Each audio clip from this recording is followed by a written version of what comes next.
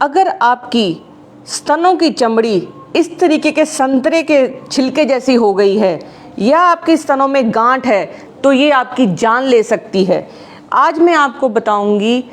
वो कारण जो स्तनों में जो गांठ हो जाती है और वो कैंसर कब होती है, पुरुषों में क्या करती है, स्त्रियों में क्या करती है। 2 लाख स्त्रियों को हर साल ब्रेस्ट का कैंसर होता है और उसमें से 1 लाख स्त्रियों की मृत्यु हो जाती है। अगर आप घर बैठे जो मैं आज आपको बताने वाली हूँ ये जांच कर लेंगे तो आप इस कैंसर से स्टेज 1 में आप इसको, जब ये मटर के दाने जितना शुरू होता है कैंसर बनना या केवल सिर्फ लक्षण होते हैं छाती के, उनको आप पहचान लेंगी तो आप इस कैंसर से 95% सर्वाइवल है 5 साल का, आप इस कैंसर से बच जाएंगी, आपकी जान बच जाएगी। ये केवल ना महिलाओं में होता है, ये पुरुषों में भी छाती का कैंसर नोन है। सबसे बड़ी बात है, रोज नहाते हुए शावर में आपने अपने छाती को देखना है इस तरीके से, बाजू साइड पे करके, फिर बाजू को इस तरीके से रख के पीछे की तरफ, छाती आगे की तरफ आपने देखना है। इसमें कोई पीछे की तरफ दबाव नहीं होना चाहिए, कोई जैसे ये उभरी हुई छाती है ऐसा नहीं होना चाहिए,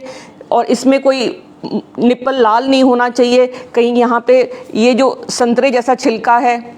इस तरीके से नहीं होना चाहिए, कोई लाली हो, छिलका हो, डिम्पल हो, ऐसा कुछ हो, या फिर कोई क्रैक दिखें तो इसका मतलब वो कैंसर की शुरुआत हो सकती है। आपको कोई गिल्टी महसूस हो या ना हो। इसके अलावा कई बार जब आप ऐसे देखेंगे, हाथ सीखेंगे और उसके बाद आप सिर के पीछे की तरफ ऐसे रखेंगे हाथ और फिर छाती को ऐसे उभारेंगी, तब भी अगर ऐसा कुछ हो, जो चमड़ी में आपके चेंजेस दिखेंगी कि चमड़ी आपको अलग दिख रही है अपनी, उसमें कोई कट दिख रहा है, लाली दिख रही है, कोई उसके अंदर ये जो संतरे के छिलके जैसा जिसको हम प्यूरी ऑरेंज बोलते हैं ऐसा दिख रहा है, या कोई गिल्टी महसूस दिखती है, तो आपकी खतरे की घंटी बजनी चाहिए और आपको डॉक्टर को कंसल्ट करना चाहिए,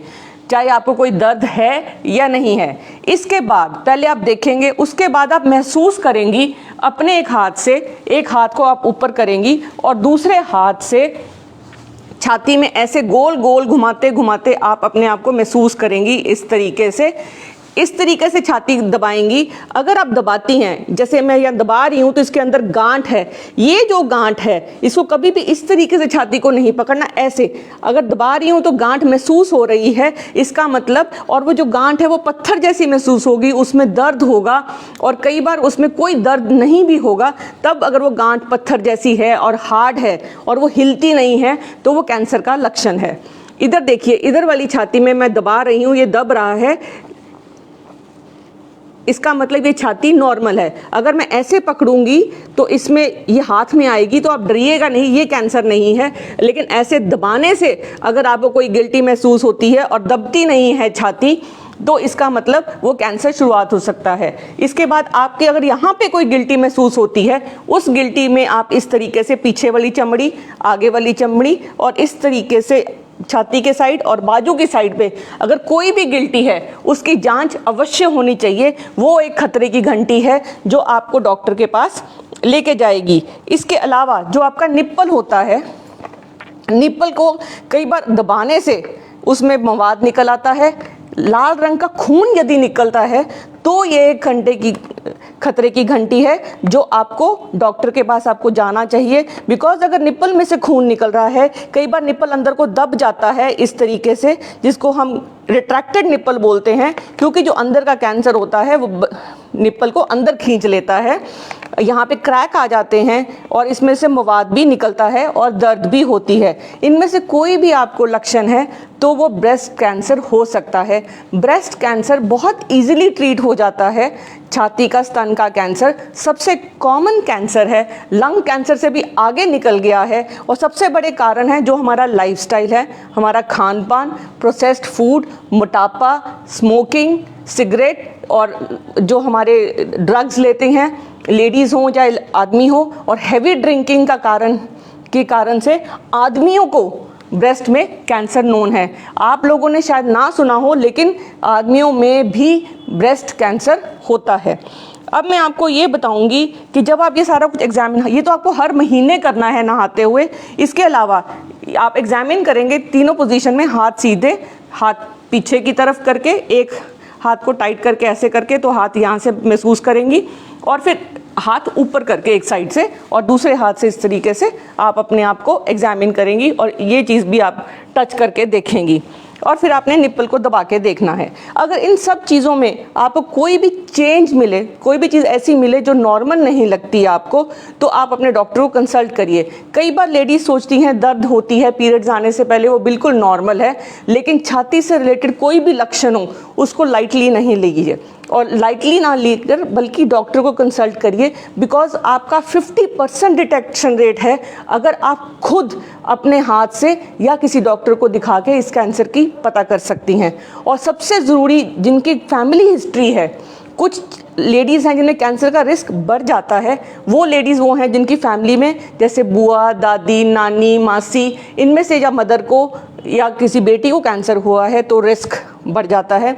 किसी लेडी को बच्चे नहीं हुए, स्तनपान नहीं कराया है, मोटापा है, पीसीओडी की प्रॉब्लम है, पीरियड्स बहुत छोटी उम्र में शुरू हो गए या 50 से ऊपर जाके भी पीरियड्स उनके चल रहे हैं, ये लोग जो हैं उनका कैंसर का रिस्क बहुत हाई है। एक ब्राका जीन का टेस्ट होता है जो हमें ये बता सकता है कि कैंसर आगे तो नहीं बढ़ता, और सबसे ज़रूरी है एक मैमोग्राफी नाम का टेस्ट होता है जो कैंसर रूल आउट कर सकता है बहुत अर्ली स्टेज पे, और इसलिए वो जो टेस्ट है वो 3 साल में या 5 साल में, डिपेंडिंग जैसे आपका डॉक्टर गाइड करता है, आपको ये करवाना चाहिए, खासकर उन लेडीज़ को जो एट हाई रिस्क हैं। अगर आप स्मोकिंग करती हैं या आप ड्रिंक करती हैं तो आपका ब्रेस्ट कैंसर का रिस्क बहुत हाई है। अब मैं आपको बताऊंगी क्या वो आप खाएं जिससे आपको कैंसर का रिस्क कम हो जाए। आप दूध, दही, हरी सब्जियां, फल, फ्रूट, ये अगर ज़्यादा खाती हैं तो आपका कैंसर का रिस्क कम हो जाता है। अगर आप प्रोसेस्ड फूड, मीठा, कोल्ड ड्रिंक, और इसके अलावा यदि आप ग्रीन सब्जियां नहीं खाती हैं, इनसे आपका जो कैंसर का रिस्क है वो बढ़ जाएगा। चाय, कॉफ़ी, 2 ऐसी चीज़ें हैं जो हमारे डाइट में हैं, और अगर आपका ब्रेस्ट कैंसर का रिस्क है तो कतई इसको टोटली बंद कर दीजिए। चाय, कॉफ़ी, अल्कोहल, शराब और सिगरेट, ये 4 ऐसे दुश्मन हैं ब्रेस्ट कैंसर का जो बहुत हैवी रिस्क बनाते हैं।